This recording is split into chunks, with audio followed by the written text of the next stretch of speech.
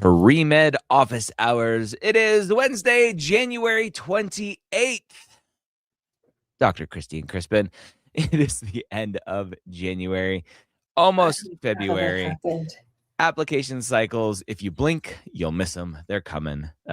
Former director of admissions at UC Irvine, former director of curriculum at AdCom member at CACMed of USC, where you are hanging out today. How you doing?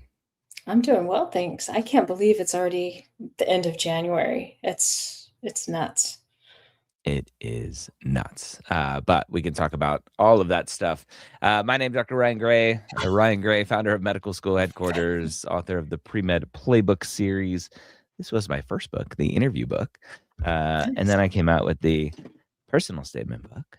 And then I came out with the application process. We have an MCAT book as well that we're reworking, and we have a new parent book coming out soon. So stay tuned for that.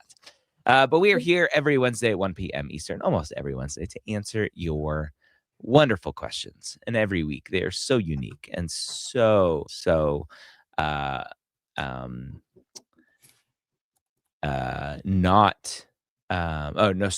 original that I'm looking forward to today's questions to answer today. Right.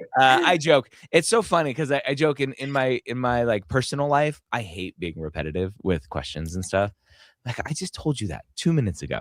But here, I answer the same question every week, over and over and over. But I love it. That's why we're here. So ask your questions. If you're on Instagram, you can ask them there. I'll bring them over into YouTube. If you're on YouTube, ask your questions there, all that good stuff. Question from Instagram. What are some of the most out-of-state friendly schools that you guys know of? The one that always pops into mind for me, right? Typically when we're talking about out-of-state friendly schools, generally what we're talking about are public schools, right. that don't really have huge in-state bias. And so the one school that always pops out to me is Michigan. Michigan is about a 50-50 school. The other one is where technically I'm still on faculty at University of Colorado. Any day now, they're going to pull my faculty card, but that's okay. University of Colorado is generally out-of-state friendly. Do you know any others that off the top of your head? I mean, how out-of-state friendly they are. Like, I've had students get into Ohio State from California. Okay. Who's the one? I know I agree with you on Colorado. I've definitely have had very friendly situations there. Who else? I'm looking up. I'm bringing up the MSAR just so I can share screen so people can actually see what that means too. Penn State, New York. And Penn State was a shocker to me when I learned. I'm like, oh, that's not a public school. Penn State's not a public school? It's not public. There's no public schools in Pennsylvania. That's why Pennsylvania is the state that always comes to mind for out-of-state friendly. There's nothing public about it. Penn State, I did not know that. Penn State is this like weird, it's like a pseudo public, like I forget the exact like description of it, but it's not a public school. That's hilarious. I did not know that. It's like University of Southern California. You're like, oh, it has the state name in the name. It must be a public school. Nope. That one I know. Yeah. All right. So I'm going to share my screen just so everyone can kind of see where we look at this information. This is the MSAR. We pay for it. I'm sorry, AAMC, if you don't like me sharing this, but I'm actually promoting your stuff for students to go buy. So if we look at Michigan, we'll bring up University of Michigan here. Go Blue. They recently kind of reorganized all of this. But if you look at the acceptance data for first year class, and then you go to demographic snapshot, here's where you'll see applications for in-state, out-of-state, and international, how many they interviewed, and then how many are part of the class. And you can see, actually, it's not 50-50 anymore, or at least for this cycle. It's like 2/3, 1/3. So very, very interesting. right? And then you ask the question, why? Well, they only got 1,000 applicants from Michigan. They only interviewed 10% of them. That tells me that they're kind of picky. And Michigan maybe doesn't have a ton of great great in-state applicants, or at University of Michigan, they just know that they like the diversity of bringing people from other Yeah. other areas. The Christine, the uh,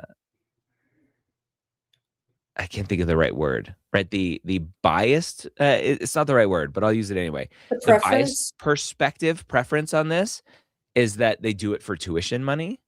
Um, 100%. Oh, yeah. Although, I mean, what I've heard, and maybe it's not the same in every state.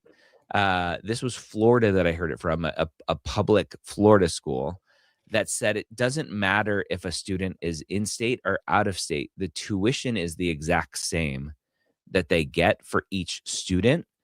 The difference is that the state pays that difference. So Oh, if that you makes see sense. 50,000 for out of state and 40,000 for in state, the state is making up that $10,000 difference. That makes sense. That may not be the same at every I state. I think there's some truth to that for California too. Yeah. And I will say Uh, UCLA and UCSF are relatively out-of-state friendly. yeah. So like Not the usually those, other UCs, but those yeah, 2. like Riverside, Irvine, obviously, Riverside, Davis, absolutely Davis. not. They Yep. give bias in-state also. Yep. So Um, just to show Colorado here as well, demographic, so you can see about 50-50. But yeah, and then you look at a school like Davis that is about 0 out of state. yeah. Uh, there you go, 5. And then a couple of internationals, so that's interesting. But then, yeah, you look at a school, another UC school like UCSF. Um, I typically find that some of these bigger, more prestigious research-oriented institutions are a little bit less out of state, or are a little bit more out of state friendly, Right. for whatever reason. I don't know if that's just a wrong assumption. Um, but you can see, I mean, it's still not super strong, but more than Davis. Oh, yeah, And then, Davis, I mean, Davis gives preference to people in Northern Central California too. I mean, they're location bias, as is yep, Riverside. yep. And then I'll look at one more here, UCLA. You can see, um, pretty good out of state as well. Mhm. All right. So that's the MSAR. So go pay for it. Unfortunately, you have to pay for it. I wish it was free. A lot of the data you can find for free through PDFs that the AAMC provides, but the data that we were just looking at, I believe, is only a part of the paid part. That's probably like my favorite thing to use MSAR for is to get that data. Yeah. Oh, definitely. I look at that In-state, all the time. out-of-state bias. That's where I like really try to focus in on. Yeah. Is it allowed to show the MSAR? Yeah, it's called fair use. I'm using it to explain and to promote the MSAR. I'm like, you're telling people Um, to go buy it for goodness sake. It's yeah. like $30. It's less than $30. Do I know about the JAMP program? We know a little bit. Very little Enrique bit. on our team used to be involved with the JAMP program. What's your question about it? Hello, MSHQ. I just got my first acceptance last week, then got my second acceptance one day later with a full tuition scholarship. Thank you all. Love Couldn't have that. done it without MSHQ resources. That is freaking fantastic. I even Congrats. love the full tuition scholarship, even better. Yeah. If you're deciding which school to go to, we have Let some us help problems. you. Let us help you with that. That is amazing. Let's see. Question over from Instagram. How much does the MCAT versus GPA weigh in admissions decisions? I have a very strong GPA, but not confident about what my MCAT score will be. Christine, super common question. Yeah. There's a lot of thoughts out there that a high GPA helps balance a low MCAT, or a high MCAT Mhm. helps balance a low GPA. Nope. Um, They're different. what do you think? I mean, I think they are assessed differently. I mean, it's great that you have a strong GPA. You're not confident about what your MCAT score will be, so either you don't know it or you know it's not as strong as it could be. I don't know what that exactly means. Mm. But I would say there, even with a strong GPA, if you have whatever is below what they consider to be a good MCAT score, and I don't necessarily mean a 510 or a 515. I mean, there's usually a floor that schools Yeah. will consider. But don't publicize. No, God, no. Why would we do that? Um, so yeah, it would be weighed differently, and they may say, yeah, it's great that she has a strong GPA, but that MCAT score is concerning because they're going to worry that you're not going to do well on step 1, step 2, or anything like that, and that still may scare them away. Yeah. Yeah. Unfortunately. So get a good MCAT score as high as you can. Go for it. I love this question. Donald asks, I'm 51 and have an opportunity to enroll at the University of Louisville, Louisville, post-bacc med program. If accepted, you got to swallow all of those letters. Louisville. I grew up in Kentucky. That's the one word I know I can say. Yeah. And what's funny is the town next to me is Louisville, spelled the same exact way, but pronounced completely different. Yeah. Siri doesn't like Louisville. that. If accepted, maintain a 3.5, score 502 on the MCAT. I have assured admission. Should I do this at my age? Let's ignore everything else and just talk about the age here. Yes, thank you. 51 years old. Christine, this isn't a common thing that we talk about. And so it'd be interesting to hear your thoughts on this. I'm 46, almost 47. So I'm within striking distance of 51. I'm 53. I'm on the other side of it. I feel like I'm 18. Like I could show up on a college campus and fit right in. Maybe that's just more of a maturity thing. I'm just a kid. There are people out there who look at this from an ethics standpoint. From Christine, if you know medical ethics, the justice is one of the tenets of medical ethics that says we need to use our resources in the best way possible for the greater good. And there are people out there who will make the argument that giving a medical school seat, which is a limited resource, to a 51-year-old is not the best use of our resources because that person will not practice medicine for as long as someone who is 21 or 31. I don't like looking at it from that point of view. I understand, right? If just from that lens, yes. But let me give you a different lens. I went to med school with 21-year-olds, 22-year-olds who got out and practiced for 5 years, had a baby, right? And this isn't just pinning it on women, but men do this too. Have a baby, have a change of heart, and no longer practice medicine. Look at me. I only practiced medicine for 5 years, right? I had some health issues. I decided to leave the Air Force and not go back and finish a full residency because I only have my internship training. Was a medical school seat a good use of resources for me, right? I can play armchair quarterback all day, every day. Right. And so I don't like looking at it from that lens. I don't either. There's also the other lens of from the standpoint of income and looking at the opportunity cost. A 51-year-old, you would assume, has some sort of career that they're leaving. What salary are they giving up? How much debt are they going in? What is their kind of long-term salary outcome? And what does that look like for retirement and all of that? There are people that look at it strictly from a return on investment standpoint. I don't like looking at it from there. The only lens that I look at it from, or that I recommend, is At Do we some want to do point, this? you're going to be 61, you're going to be 71, you're going to be 81, hopefully you're going to be 91. Are you going to live with regret if you never chased this dream?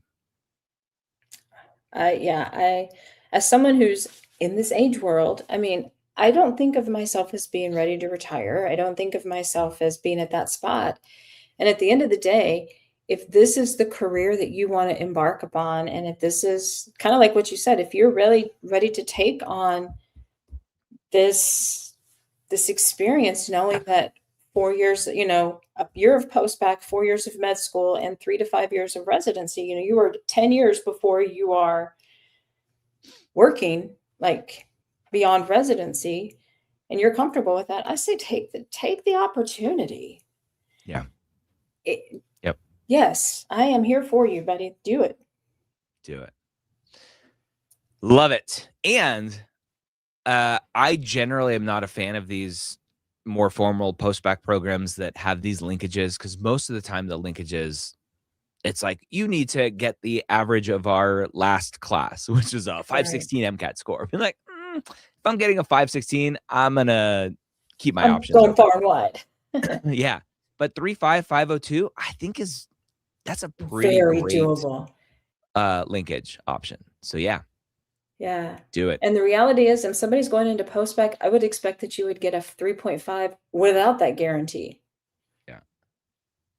Jesse says, totally agree. No one is guaranteed to live into old age. People can pass away. Life experience is so valuable. Non-trads, especially older ones, bring so much to the table. Yeah, they do. Donald says, thank you both. Good luck, Donald. Good luck. Let us know when you get accepted. Yes, come back and let us know. What do you all think about online post-bacc programs for non-trads, such as UNE? It seems to be a mixed opinion for MDs schools and more accepted to the DO programs I contacted.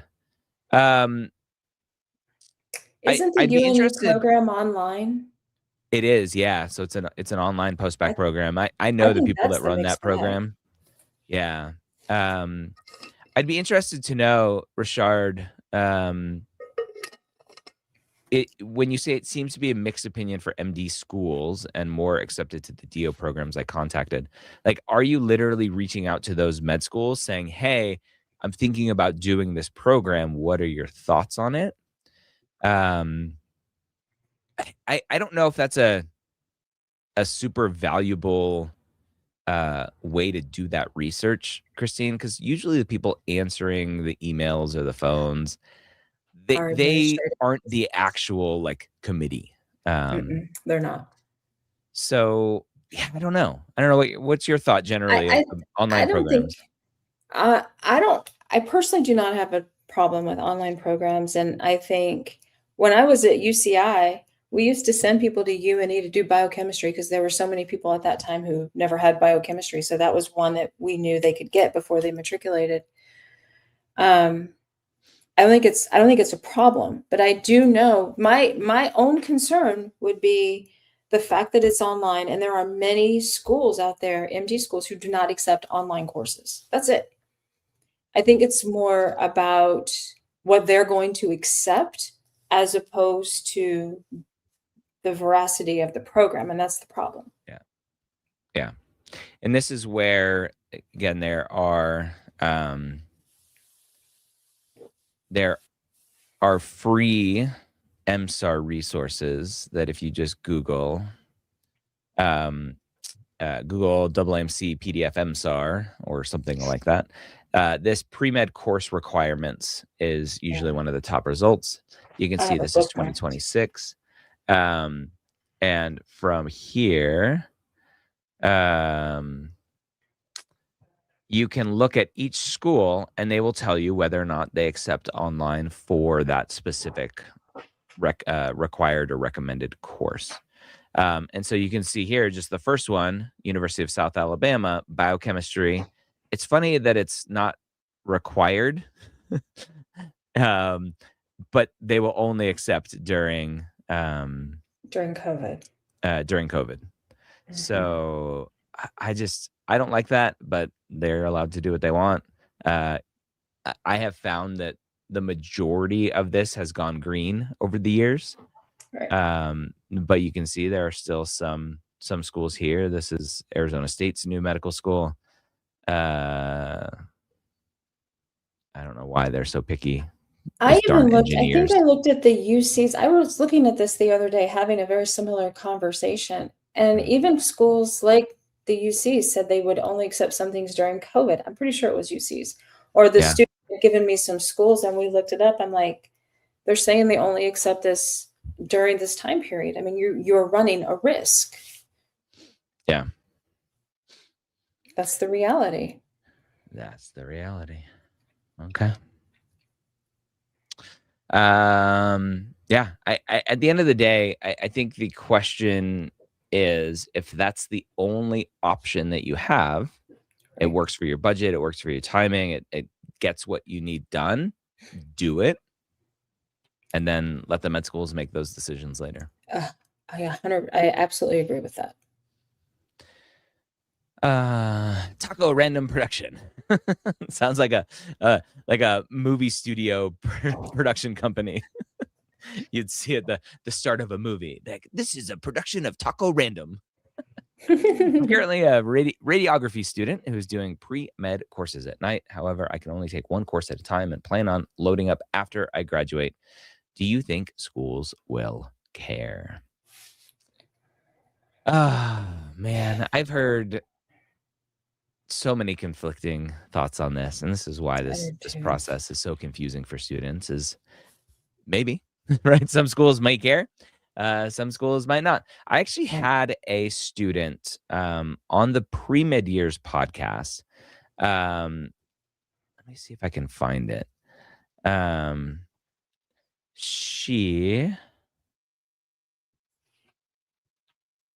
yeah, I think it was this episode 507. Let me share. Hold on one second. Share screen. I'm pretty sure it was this episode 507. She took classes at a community college. She was a librarian. She was only taking one class a semester. This one stands out to me. Um, she you can go, I forget the exact story and her like, was she asked this on interviews and stuff? But at the end of the day, this is what she could do, right? Similar to the last question, like online courses at UNE. If this is what you can do it, right? Right. And you're a radiography student, you can work for a little bit as you finish out more classes later on. Um, be prepared to answer the question, Christine, right? Why did you only take Yeah. one class? Be like, well, actually, I was taking more than one class because I was a radiography student. Right. And I mean, I will be honest with you. I mean, this is just one person from one school at one situation. If when I was looking at an application, I never paid attention to stuff like that. I mean, I'm looking for grades and trends and certain things that didn't bother me. And I guess maybe my lens comes from the fact that I worked when I was in college. I worked from the first day I started college up until today, now that I've out of college. So life is what it is. And Mm, sometimes you have to allow for that to be. So yeah.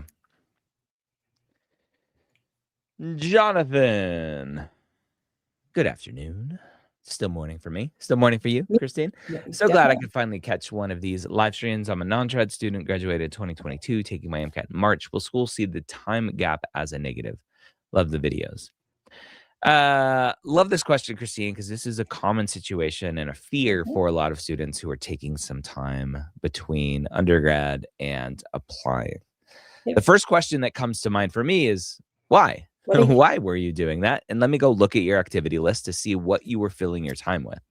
Yeah, my What would first you do? question is, what are you doing during that time? Yeah. Yeah. And I guess, are they gonna see it as a negative? As long as you are not, backpacking across Europe for 4 years, I think you're okay. You can do it Yeah. for a short period of time, but if you are actively engaged in the same things we tell everybody they need to be actively engaged with, you can demonstrate your readiness, you're current, you have your experiences. I personally don't think they're going to think it is a negative. I think they're going to see that either you took time, you did a job, you realized that wasn't the job for you, you did all the other things. It's Yeah. fine. Yeah. Are schools done with interviews this cycle? No. No. They're trickling out. It's Not not a as steady rapid, stream, but but it's it's still trickling. there. Yeah, I was gonna look in we have a Slack channel where we put our interviews that we're seeing coming in for the students that we're working with. And the last They're still one yesterday, was Monday. Monday, I see. Chicago, Kaiser, Columbia, end of last week. So yeah. I mean, I had a couple of students who got an invite. I mean, they just had their Miami interviews, or they have their Miami interviews coming up. They just got the invites within the last month. So I don't think they're done yet. Yep. They're still trickling. But should a student sit on that hope and not No. proactively move forward on a potential reapplication? No, they should not sit on that hope. Yes, they should be thinking about I mean, in reality, they should be thinking about a reapplication the day they apply for the first one. But yes, at this point in time, if you don't have any interviews or you don't have any acceptances, Yeah. then yeah, you probably need to be thinking about what went wrong, what do you need to change, what do you need to adapt, and a potential reapplication. Yeah. I wonder. I just thought of something super crazy. It may be illogical. uh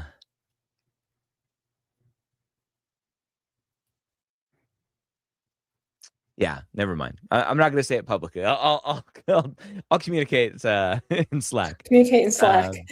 Yeah, we not irregularly every year do some sort of big like reapplication session, and do a discount for that. So we'll probably look for that at the beginning of February, Nice.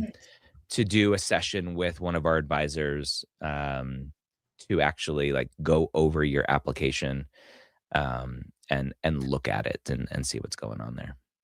Nice. So, all right, let's see. Oh, here's more of Jonathan's story. Went into sales to learn business, just wasn't for me. A lot more to say about that. I can't stay in 200 characters. Okay. But I'm back for good. So this is someone who went and explored something else and said, That's nope, great. I'm a sucker. I need to go back to medicine. Yeah.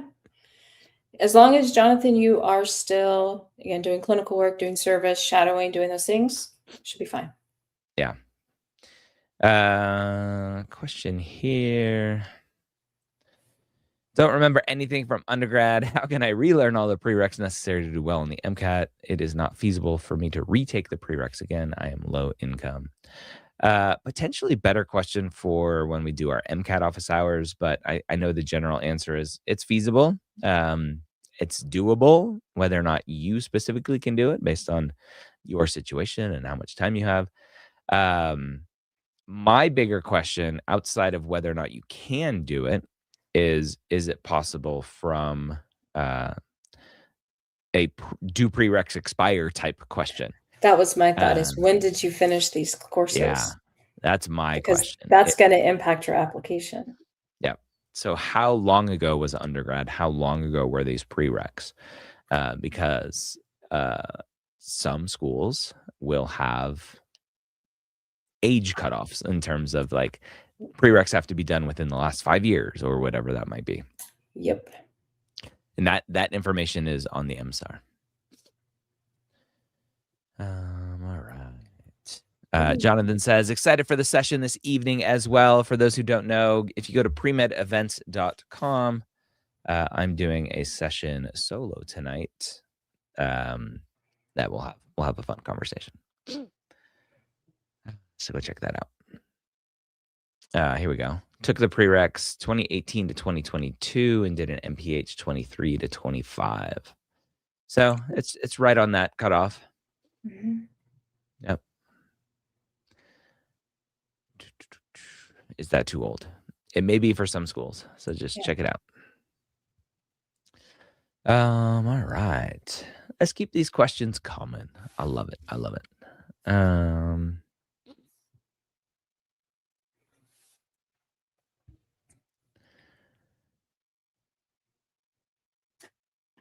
Fred, some schools favor in-state versus out-of-state. Yes, we covered that a little bit at the beginning. With that, are there any MD or DO programs that take military veteran status into consideration? Thank you for your service. Yeah, Yeah, some absolutely. schools do. It's a part of the application questions. Hopefully honorable discharge, because that'll be a big issue. But yeah, there are schools. Actually, let me promote UCLA for a second. This is fortuitous timing.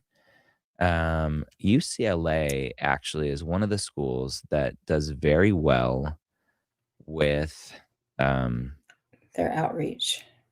Yes, with outreach and Mhm. doing workshops and stuff. And they just sent an email yesterday, I believe. Yeah, I saw it. Yeah, yesterday. So here, David Geffen, or DGSOM as they call it, info session for military connected students and student veterans. So this is February 10th, 2026. So go check that out. If I click on this link, let's see if It's just, yeah. it has the schedule. So there's all of the schedules. So I'll put this link in the chat. There you go.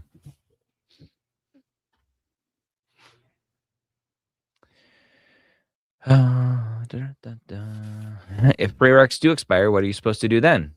Take them again. You take them. Yeah, reach out to the school and see.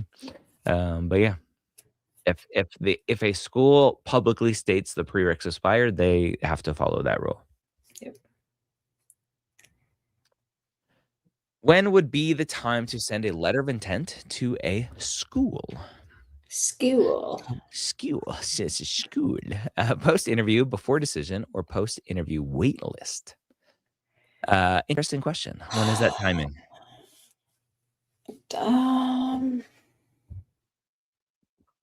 I think before decision. I think that would be my instinct, because then maybe you don't get on the wait list. Who knows? Yeah.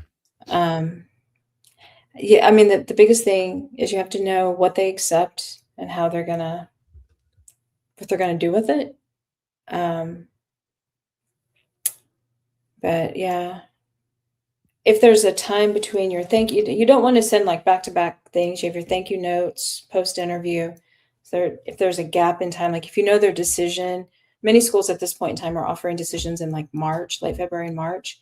There's time to still send a thank you note and then stretch it out a few weeks and send a letter of intent. Like you've thought about it and this is the school for you.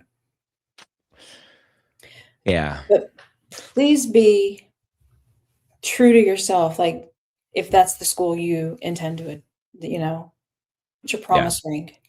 Yeah. It's your promise ring.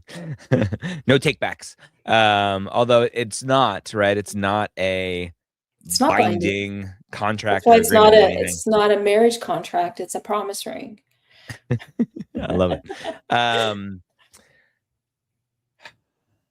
Yeah, I think number one, the question is always, does the school accept them? Right. So we always have to start with that and make sure that students are thinking about that. Do they accept them? Because if they don't accept them and you send one, that's a red flag. Yep, I agree. That's like, hey, you don't follow the rules. You guys are hilarious. Thanks. We try. We're working on our material for our tour coming up. Take another So that's first question. Do they accept them? Second question is, do you have an acceptance already? I find that having an acceptance already makes it a letter of intent less desperate. and more Yeah. honest to say, hey, Correct. I do have an acceptance, but I want you guys instead. If there's no acceptance, and if you do have an acceptance, I would word that in the letter of intent. If you don't have an acceptance, obviously you can't put that. Yeah, I think I'm on team send before decisions, so that it's just another data point potentially Mhm. to add there. Yep. So good And luck. some schools like it, like Mayo. I know I have a student who interviewed with Mayo, and he's like, they want a letter of interest or a letter of intent, and they will not like even pay attention to you unless you send them something. So some Yeah, schools are really leaning into that whole signaling thing of tell us you want us. yeah. Okay. Three chain Mikey. I'm a journeyman electrician, also known as a Sparky in Australia. It's a fun name for electricians. They're called Sparkies, Oh, I like which that one better. to me is like I don't want my electrician to be sparking. Like that's bad. But anyway, I'm about to test for my master license. I'm also a music major, about to finish my bachelor's. Is this something that will hold weight on my app? I also have no clinical. We need some clinical, first and foremost. I mean, this ultimately, Christine, is a question of how much do medical school admission committees weigh different journeys? I think they absolutely weigh different journeys, and it's interesting. You like to see kind of how you went on this journey and circled back to medicine. Mhm. By the way, that comes in through clinical. Um, is it going to is it gonna lend weight that I think you're hoping it will that makes I hate this phrase, makes you stand out? Yeah, I don't know. I yeah, mean, it certainly makes you interesting to read, but again, it's not gonna do you anything if you don't have enough clinical and shadowing and you cannot demonstrate why you wanna be a physician and how you used parts of this journey. Maybe you're an electrician, maybe because you have to pay the bills. I'm here for that. It's fine. You are a music major and you're able to think about how you would use music in medicine. I have a lot of students who are music majors and they really figure out it, they find their ways to connect it. yep, Fantastic. But they all have clinical. yeah. And That clinical is important. I think the big it's thing critical. here for Mikey, Sparky is not using it, Christine, as you said, right? Standing out, not using it as the theme in the application of like, "Ooh, Oh, look at me, look at the journey that I've been on. It's right. different than everyone else." And everywhere I look, there's something about you being a former electrician or an electrician and how the electrician job and career has helped you become will help you become a better pre-med or med student or physician. I would None of stay that. away from forcing that kind of stuff. Agreed. Yeah. But it's part of your story. I love the story and Yep. tell the story and get your clinical. Yep. Yep. Our friend Michael over on Instagram says, on lunch break for my rush interview right now. Oh, Congrats, good luck. Michael. Good luck. Crush it. Uh, oh, is a 495 enough for DO admissions? I'm gonna show a different side of me right now, Christine. I'm gonna show a more critical side of me right now. Um, I understand that this person is the one that asked earlier about prereqs and being low income and MCAT materials. I'm gonna come at it from the standpoint, and I understand kind of there's a lot of kind of survival language here of like I'm Mhm. low income. Are my prereqs gonna be okay? Can I use my Kaplan books? Is a 495 enough? I understand that. And this is not a world that you wanna get into just surviving. Because number 1, It's the application process is super competitive. And number 2, the actual process is grueling and demanding. And everything that I see from this one particular student, and we see it from lots of students, so not just singling out this one student, is bare minimum effort and attention to what is required to go through this process. Right. And I've seen it too often where this type of student gets into medical school and realizes they're way in over their head and then drops out, and then they have debt because of that. I mean, I said this, you and I have been in meetings of these workshops a lot lately. And I think I said this at one of our recent talks. Yeah, it's brutal. It's brutal MD, it's brutal DO. So don't think one's easier than the other, because it is not. There are standards to get in, and there are standards for a reason. And I know we talk a lot about stats are not the end all be all, and they are absolutely not. And I hold firm with that, and I believe that. That being said, you also have to be able to get through it. And Pause right there for a second. I think actually you were just going to give the context of what you're talking about, because you've been in these meetings with students. That's where I'm going, is you have to, I used to manage exams and assessment at CAC. And I've sat in an exam room with 100 students, and the person in the front row is sobbing because they're struggling with their exam. I've sat in the meeting where the faculty are devastated by the fact that a student is going to be dismissed because they are not academically ready. They have failed whatever the rule. I know what the rules are, and I'm not going to get into them, but they have failed the benchmarks along the way, that they are not passing their test. They're not passing the retakes. They're not passing all the things.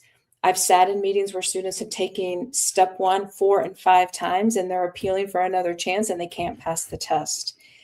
And I promise you, while I think sometimes faculty seem removed, the reason it is so hard to get in, and I believe this with every fiber of my being, the reason it is so hard to get in is because they need you to be able to succeed, because they know that when you don't, they don't take the debt away. Yeah. And it's life-changing, devastating. And you are now in a position that you cannot pay this back, or it's going to be a significant struggle to pay this back. And you also are not going to be a doctor. Yeah. It's the worst meetings I've ever been in my life to date with regard to that. It's awful. Yeah. And it's not like they didn't give this student every single chance. They try. Yeah. Every resource you can imagine is thrown at this person, and it, Yep. So, way to bring the room down. Sorry. I think it's important to talk about, because I often get thrown under the bus as the dude that tells everyone they can do it. And I honestly believe that most people can do this. And when I see some stuff like that, I'm like, let's talk some reality here. This is not a bare minimum type of process. And look, I am here for students, and I want you to succeed. But if there's a consistent struggle, you need to know what the reality looks like on the other side. Yeah. Hey, Doc, I have my RN, BSN, and I'm currently enrolled in a post-bacc. I have a linkage interview coming up soon with my hometown dream school. Any specific questions I should be prepared for? Congratulations. This is going to be a medical school interview, Christine. Tell me about yourself. Why medicine? Why you want to be a doctor? And yeah, for you someone specifically, yeah, go. Go ahead. We were going to the same place. You go. I think for you specifically, you are changing careers. You're an RN. You've been an RN for some period of time, because you've also got the BSN. You're going to have to justify, and I hate to use that word, but you're going to have to really explain to them why you're making this transition. Probably more so than many other students and applicants who are interviewing. You're going to have to really let them understand that you know the change, you know what you're doing, and that there's a purpose behind it. Yeah. Your why medicine is going to be critical. Yep. Not why medicine. I'm sorry. Why physician? Why physician? You're already in medicine. Yeah. Why physician? But yeah, all that normal stuff. But also be authentic. Let them get to know you, and good luck. Yeah. Here's one of your favorite things. How would med schools view an applicant with clinical experience they can deeply reflect on? I love that caveat there. But no non-clinical volunteering. Christine, they some medical schools may automatically filter this student out. Yep, I would. I worked at 2 that would've. Um, Yeah. Look, this is really gonna be very school specific. I Yep. think there are gonna be many schools who are not gonna be happy with this. I have seen over my time, I guess for me, I was literally trained on this 16 years ago. This was important.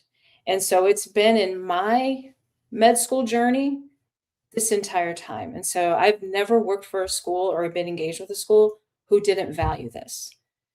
Yep. Um, I go to talks with other schools, UCLA and various schools, and they also highly value it. And Yep. so my training from day one in medical school admissions has been this is very important. I think there probably could be some schools that, with that clinical experience that you can deeply reflect on, they may be okay with it. I just think there are going to be many who are not going to be okay with it. Yep. And I know that's totally my bias, but it's one But that it's not I just yours. preach. Yeah, it's not just yours. I was talking with a friend who's a dean of admissions, and they said, right, we have a minimum, and we'll cut you off, and we'll also look at all of your activities and see if one of your activities that isn't labeled non-clinical volunteering, if maybe we can relabel it in our system to help you meet those minimums. Yeah. Because it is important to schools that want it to be important. If you look at the competencies, the AAMC pre-medical competencies for entering medical students, service is its own competency for a reason. Yep. And that's in addition to clinical work and science and research and all the other Yeah. things. It's in addition to, Yep. not in place of. Have you heard my spiel on this, on non-clinical volunteering, and why I understand it but don't like it? No. Um, right, there's this thought that being a physician, being in medicine is a service-oriented career. And so we want students who are giving of themselves and go and volunteer at the homeless shelter and the soup kitchen, all of that. I also think that it gets taken too far, and that physicians feel like they have this responsibility to constantly give and give and give and give, and it just leads to burnout.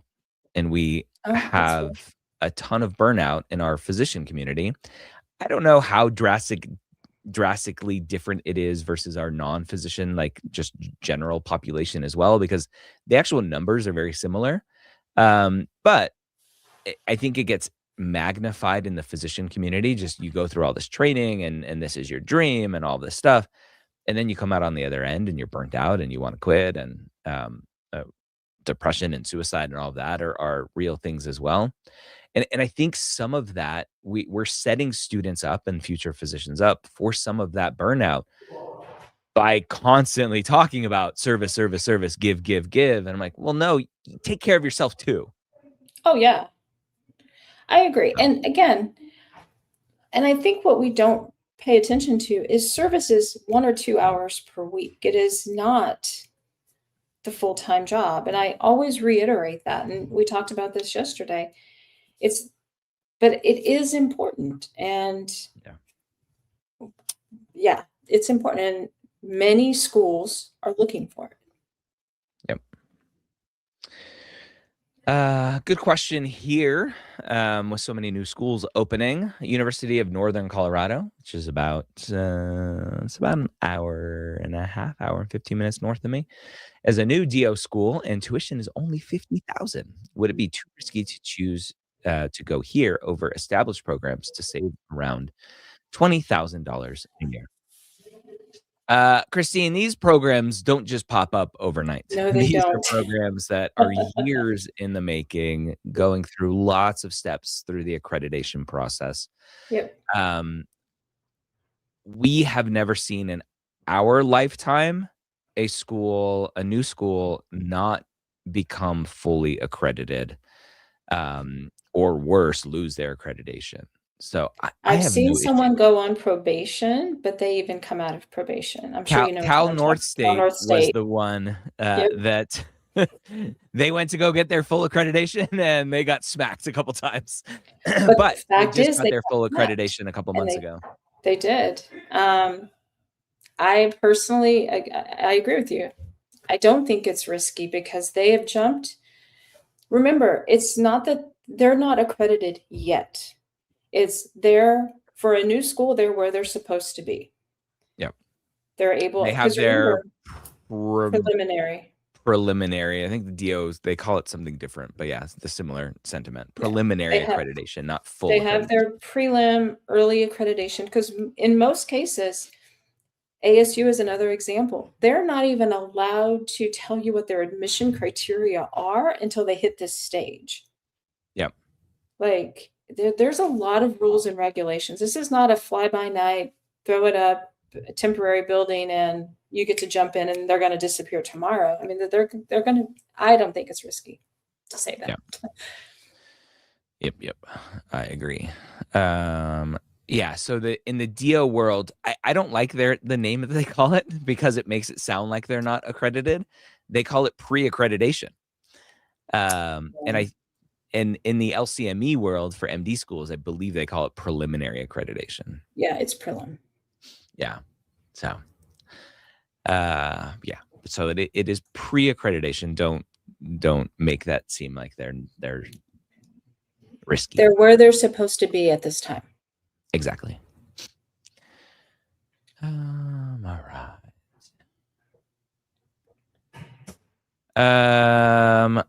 There was another DO or a Canadian question. Let me go find that. I don't know if it's the same person.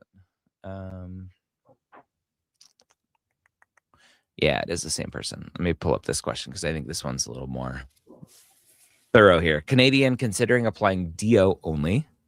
Why? I'm worried that the current political environment might negatively affect my chances. Do you think schools might be more selective against Canadians right now? Ooh. Christine, number one, yes, because just not even right now in general, right? I was gonna say, Canadians are international students. There are a handful of schools that will consider Canadians as out of state versus international. I know Michigan State historically has saved a couple seats for Canadian. Michigan State Osteopathic has saved a couple seats for Canadian students. I think this is more of a visa issue than anything else, where schools may be a little skittish accepting a student and then the student not being able to get a visa. Yeah, I don't think the school per se, the political environment is going to help make the school accept you or not accept you. I think it is extraordinarily more difficult because you are Canadian, but I don't feel like that's because of the politics. I feel like that's just a standard. International students, it is harder for international students. Yeah. The spaces are limited, especially like with state schools and stuff. It's gonna be minimal. So yep. I don't know if politics, again, aside from the visa that you're talking about, I don't think anything else is impacting that part. Yep. Let's see. Blue Mango 9988 just completed my MCAT January 23rd. Congrats. Are there resources that you can help provide to help me be ready to apply when the cycle opens? I just have my personal statement draft done. Funny you should ask. I mean, that's what we do day in and day out. Yeah. So if you want to meet with Christine or any of our other advisors, you can schedule a 30 or 50-minute call just to go over your personal statement. But what we do a lot of is more comprehensive throughout the whole application cycle. We'll pair you with and partner you with an advisor who is getting to know you and learning your story and learning the story that you want to tell and helping you tell that story throughout your personal statement, activity sections, secondaries, interviews. They're working with you throughout that whole process. So yeah, so we come here every week and give you all of our advice and information. And we do that because we are supported by students who are privileged enough to work with us one-on-one. If you go over to medicalschoolhq.net, that's where all of our services live. We actually have an advising sale going on through Friday. So you can go Well, check don't that forget out. Academy too. We have Academy that is launching next week. We have a session later today talking about that. All right. And Jesse asks, is it the same for private schools? Yeah, it would be. Talking about the Canadian stuff. Oh, yeah. Is paid clinical, put on a higher scale than non-paid? Sorry for my coughing. We've seen the flip, at least at one school. The opposite, where non-paid clinical, volunteer clinical is more valued. But I think big picture, same. Yep.